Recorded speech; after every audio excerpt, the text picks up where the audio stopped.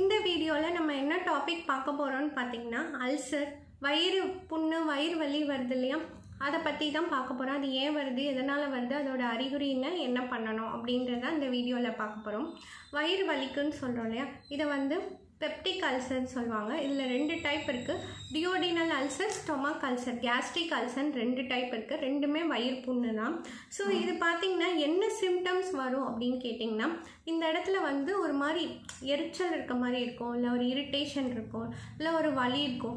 இந்த இடம் ஃபுல்லாக எரியிற மாதிரி இருக்கும். அது ரிஃப்ளெக்ஸ் ஈசோஃபேஜைட்டிஸ்லேயும் வரும். ஸோ அந்த மாதிரி இருக்கும். இல்லாட்டி ஒரு மாதிரி புளிச்ச ஏப்பமாக வர மாதிரியே இருக்கும். இல்லாட்டி வாமிட்டிங், நாசியேட்டிங் ஃபீலிங். வாமிட்டிங் பார்த்திங்கன்னா அன்டைஜஸ்டட் ஃபுட்டு, செமிக்காத உணவு அப்படியே சாப்பிட்டது வெளியே வர மாதிரி இருக்கும். இந்த மாதிரி அறிகுறிகள்லாம் இருக்கும். இல்லை ஏதோ ஒரு மாத்திரை சாப்பிட்டோம்னே இந்த இடத்துல ஒரு எரிச்சல் இருக்கிற மாதிரி இருக்கும். இதெல்லாம் அல்சருக்குரிய சிம்டம்ஸ். ஸோ இது எதனால் வருதுன்னு பார்த்தீங்கன்னா 2 மெயின் காரணம். ஒன்று இன்ஃப்ளமேஷன் சொல்லுவாங்க, இன்னொன்று HCl ஆசிட் அதிகமாக சுரக்கிறனால. ஹைட்ரோக்ளோரிக் ஆசிட் ஸ்டொமக்கில் இருக்கும். அந்த ஆசிட் அதிகமாக சுரக்கிறனாலையும் அல்சர் வரும். நம்ம வாயை சுற்றி மியூக்கஸ் மெம்பரேன் இருக்கு இல்லையா, அந்த ஒரு லேயர் இருக்குல்ல, இதுதான் மவுத்து டு ஆனஸ் வரைக்குமே இருக்கும். ஸோ இந்த லேயர் ஸ்டொமக்கில் இருக்கும் இல்லையா, ஆசிட் அதிகமாக சுரந்து அந்த லேயர் ஃபுல்லாக அப்படியே அரிச்சிரும். இது ஒரு காரணம். ரெண்டாவது பாக்டீரியல் இன்ஃப்ளமேஷன், அதுவும் அரிச்சிரும். ஸோ இதனால தான் அந்த அல்சர் வருது. அந்த அல்சர் வருது. இந்த ஆசிட் எப்போ அதிகமாக சுரக்கும் அப்படின்னு பார்த்தீங்கன்னா, நம்ம மைண்டில் ஏதாவது யோசிச்சுட்டு இருக்கோம், டென்ஷன் ஆகுறோம், எக்ஸாம் எழுத போகிறோன்னா ஒரு மாதிரி ஒரு பதட்டம் இருக்கும் இல்லையா, ஏதோ ஒரு விஷயம், ஸ்ட்ரெஸ்ஸு, சரியாக தூக்கம் இல்லாத இந்த டைம் அதிகமாக சுரக்கும். சாப்பாடு டயத்துக்கு சாப்பிடலைன்னா, நம்ம சாப்பிட்டதை செமிக்கிறதுக்கு தான் அந்த ஆசிட் சுரந்து டைஜஷன் ஆகுது. நம்ம ராவாக அவ்வளோ விஷயங்கள் சாப்பிட்றோம். இப்போ வெண்டைக்காய், தக்காளின்னு சொல்லிட்டு நிறைய சாப்பிட்றோம். ஆனால் மிக்சியில் தான் பொடி அவ்வளோ ஸ்பீடாக சுற்றி தான் அது பிளெண்ட் ஆகுது. ஆனால் அந்த வேலையை நம்ம ஸ்டொமக்கில் அந்த ஆசிட் செய்யுதுன்றப்ப அப்போ எவ்வளோ பவர்ஃபுல்லாக இருக்குன்னு பார்த்துக்கோங்க. அது ஒரு பிளேடையே அரைச்சிடும். அந்தளவுக்கு அது பவர்ஃபுல். சாப்பிட்டதுக்கப்புறம் தான் அந்த ஆசிட் சுரக்கணும். அது முன்னாடியே சுரந்ததுன்னா எந்த அளவுக்கு பவர்ஃபுல்லாக இருக்குன்னு பார்த்துக்கோங்க.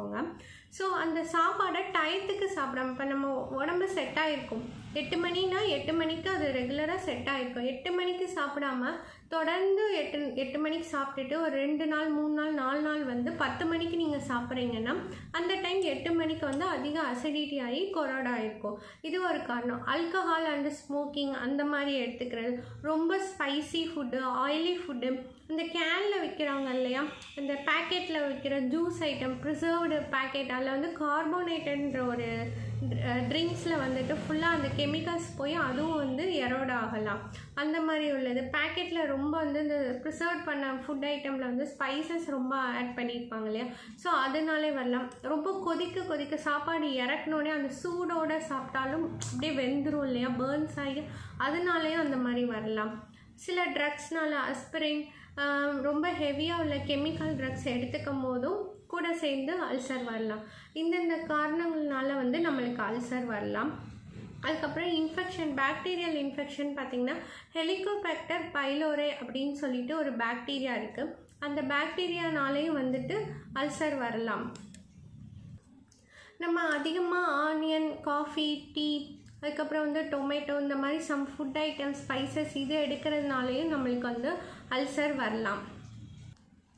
இந்த அல்சரை கண்டுக்காமல் விட்டோன்னா என்னென்னு ஆகும்னு பார்த்தீங்கன்னா, கொரோஷன், எரோஷன் அப்படின்னு சொல்லுவாங்க. அந்த இடத்த ஃபுல்லாமே அரிச்சிரும். ஒரு ஓட்டை மாதிரி விழுந்துரும்னே வச்சுக்கோங்க, சின்ன ஓட்டை மாதிரியே விழுந்துடும். இப்போ ரொம்ப சிவியர் பெயினாக ஆயிரும். ஸோ இதுதான் இதோட காம்ப்ளிகேஷன். இல்லை ப்ளீடிங் ஆக ஆரம்பிச்சா அந்த டைம் வயிறு வலி ரொம்ப இருக்கும், சிவியர் பெயினாக இருக்கும். ஸோ அதுக்கு முன்னாடியே நம்ம லைட்டாக அந்த பெயின் வரும்போதே அதை கண்டுக்கிறது ரொம்ப நல்லது. சில பேருக்கு அல்சர் ஏசிம்டமேட்டிக்காகவும் இருக்கும். ஒரு டைம் மட்டும் வலிஸ்டாக இருக்குது, எந்த சிம்டம்ஸுமே காமிக்காது, ஆனால் உள்ளே இருந்துக்கிட்டே தான் இருக்கும். அதனால் கேர்ஃபுல்லாக ஒன்ஸ் வந்துருச்சுன்னா அதுக்கேற்றாப்புல ஃபுட் ஹேபிட்ஸ் எடுத்து அதை சரி பண்ணிக்கிறது நல்லது. இன்னொரு சில பேருக்கு ஒரு சிம்டம்ஸ் இருக்கும், வயிறு வலி, எரிச்சல் மட்டும் இருக்கும், வாமிட்டிங் இருக்காது, புளிச்ச ஏப்பம் அந்த மாதிரிலாம் இருக்காது. ஒவ்வொருத்தவங்களுக்கும் ஒவ்வொரு மாதிரி சிம்டம்ஸ் இருக்கும். இன்வெஸ்டிகேஷன் பார்த்திங்கன்னா இதுக்கு என்ன எடுத்து பார்ப்பாங்கன்னா, ஹெலிகோபேக்டர் பைலோரே இந்த மாதிரி பாக்டீரியல் இன்ஃபெக்ஷன் இருக்கா அப்படின்னு டெஸ்ட் பண்ணி பார்ப்பாங்க.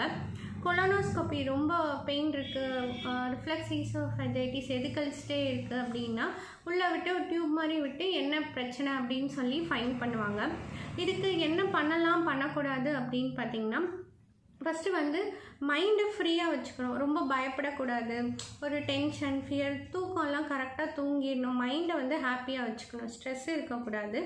ரெண்டாவது வந்துட்டு ஆல்கஹால், அந்த பிவரேஜஸ் இருக்கும் இல்லையா, carbonated drinks, tobacco, spicy food items, இந்த மாதிரி விஷயங்களை தவிர்த்துக்கிறது நல்லது.